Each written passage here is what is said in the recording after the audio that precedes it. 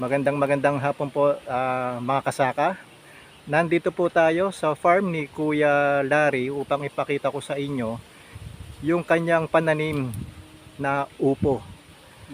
So dito napakalawak ng kanyang farm na kung saan ay gumamit siya ng isang pambihirang produkto na ngayon ay itong kanyang ginagamit. So isa sa mga ginagamit ni Kuya Larry ay ang Eco Bloom. Kuya Larry, paki-focus natin. Yan. Ang Eco Bloom ay napakaganda para sa lupa, para i-kondisyon at parang lalong dumami ang bunga. Particularly yung mga iba't ibang klaseng pananim tulad ng upo, tulad ng mga iba't ibang fruit bearings, mga gulay at palay. Kuya Larry, ano po na-experience nyo dito sa ating mga produkto ng gintong ani like itong Eco Bloom? Ang na-experience ko po, ang paglaki niya ay napakaganda, halos perfect. Ang bunga niya po halos higit doon sa ginagamit namin mga pataba na mga gumagamit kami na synthetic. Kaya po napakaganda nito pong Eco Bloom. Kaya po inaano namin sa mga kasaka, ipinakikita, meron naman pong ebidensya na ito na po, nagamit na po namin. Okay. Alam niyo po mga kasaka, bukod sa Eco Bloom, meron po tayong isa pang produkto na ang tawag naman dyan ay producer.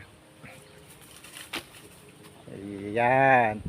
So ang producer po natin, napakaganda nito para dumami yung ating mga pananim. Para ito po ay organic na nagpapatunay na sa halos ilang buwan lang po. Ganito na po kadami yung kanyang bunga. 1 month po. Almost 1 month pa lang. Most likely by December.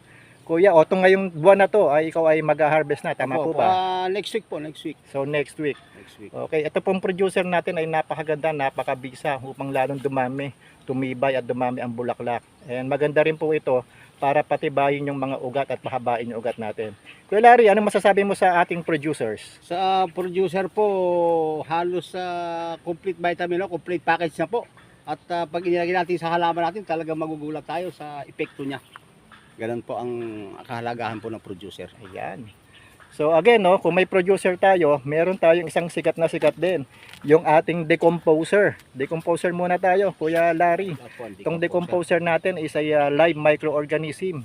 Lahat po ng mga bad bacteria, lahat ng ginamitan nating mga synthetic, ito ay unti-unti yung kanyang binabalik sa soil conditioning or soil restoration.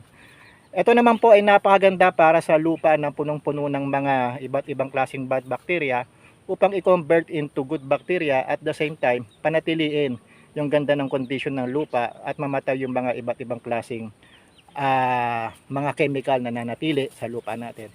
Kuya Larry, ano naman na experience mo sa